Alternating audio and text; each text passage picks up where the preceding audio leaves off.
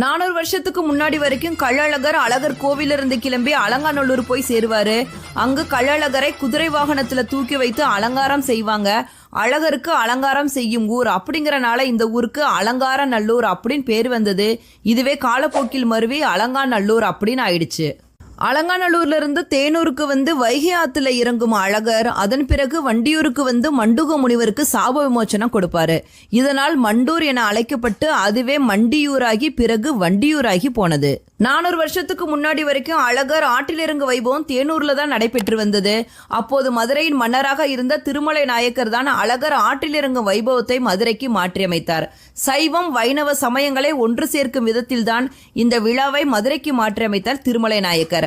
அதே மாதிரி மாசி மாதத்தில் நடைபெற்று வந்த மதுரை மீனாட்சி அம்மன் கோவில் திருவிழாவையும் சித்திரை மாதத்துக்கு மாற்றியமைத்தார் திருமலை நாயக்கர்.